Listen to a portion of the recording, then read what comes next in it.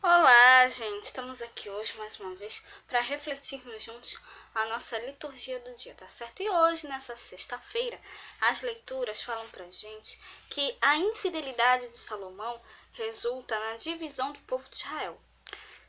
E isso na primeira leitura. E no Evangelho, por ser fiel ao Pai, Jesus restaura a integridade das pessoas.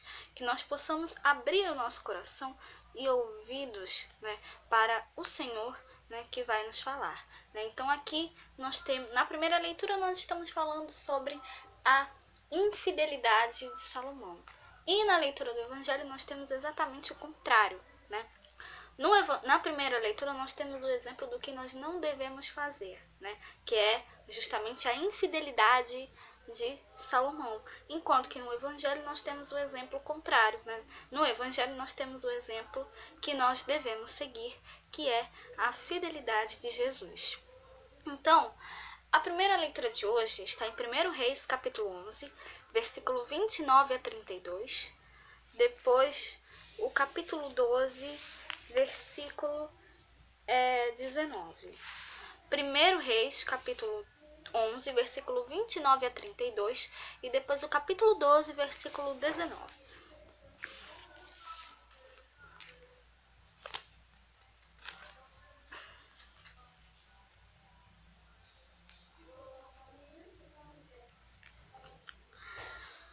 Sucedeu, pois, naquele tempo que, saindo Jeroboão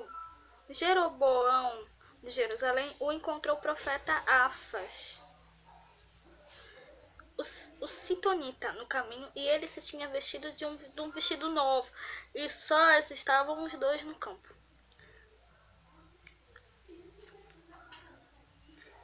Aias pegou um vestido novo que sobre si tinha e o rasgou em 12 pedaços. E disse a Jeroboão: Toma para ti os 10 pedaços, porque assim diz o Senhor Deus de Israel: Eis que rasgarei o reino da mão de Salomão, e a ti darei as 10 tribos. Porém, ele terá uma tribo por amor de Davi, meu servo, e por amor de Jerusalém, a cidade que elegi de todas as tribos de Israel.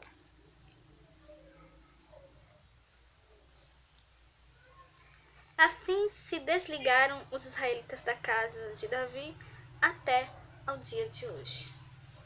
Então, essa primeira leitura, né, mostra pra gente que a infidelidade de Salomão resultou na divisão do povo de Israel. Né? A gente viu aqui, né, que depois de tudo isso, né, os israelitas, aqui nesse trechinho final, né, os israelitas se desligaram da casa de Davi até ao dia de hoje. Né? Isso foi justamente, né, resultado da infidelidade de Salomão.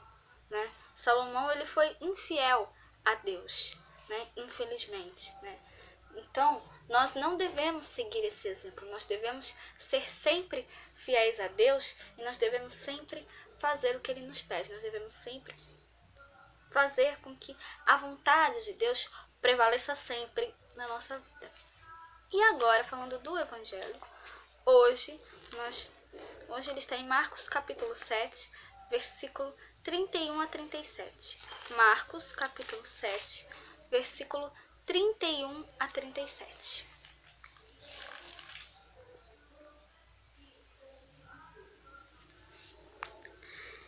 Naquele tempo, Jesus, tornando a sair dos termos de Tiro e de Sidom, foi até o mar da Galileia pelos confins de Decápolis, e trouxeram-lhe um surdo que falava dificilmente, e rogaram-lhe que pusesse a mão sobre ele. E tirando-o à parte de entre a multidão, meteu-lhe os dedos nos ouvidos, e cuspindo, tocou-lhe na língua. E levantando os olhos ao céu, suspirou e disse: Éfeta, isto é, abre-te. E logo se abriram seus ouvidos, e a prisão da língua se desfez, e falava perfeitamente. E ordenou-lhes que a ninguém o dissessem, mas quanto mais lhe proibia, tanto mais divulgavam. E admirando-se sobremaneira, diziam: Tudo faz bem, faz ouvir os surdos e falar os mudos. Então, essa leitura do Evangelho, né, mostra pra gente, né, o cuidado de Cristo, né, pela pessoa humana, né? Então, tudo em Jesus era acolhimento ao próximo, né? Então, nessa leitura do Evangelho, né, o surdo ele experimentou, né, o poder serviço de Jesus, né? Fora da multidão, né, Jesus tocou os ouvidos daquele homem, né, e com a sua saliva, né, liberta a língua dele, né? Então realmente o trabalho de Jesus é esse, né? Tudo em Jesus é acolhimento ao próximo, né? Ele quer acolher a todos, ele quer salvar a todos, né? Ele quer realmente curar a todos, né? Então, e aí, né, ele curou o surdo, né, e o fez falar, né? E aí Jesus ele pediu, né, para que as pessoas não contassem para que eles não contassem para as pessoas que ele tinha feito isso, porque ele não queria a fama, né? Ele fazia isso justamente porque é a missão dele. Ele não queria a fama, né? Ele não queria que as pessoas soubessem, né? Mas quanto mais ele pedia para que as pessoas não falassem, né, mais as pessoas anunciavam, né? Então, que nós, né, possamos, né, também sempre nos deixar, né, libertar, né? Nós devemos sempre, né, fazer com que Jesus nos liberte das coisas ruins, né?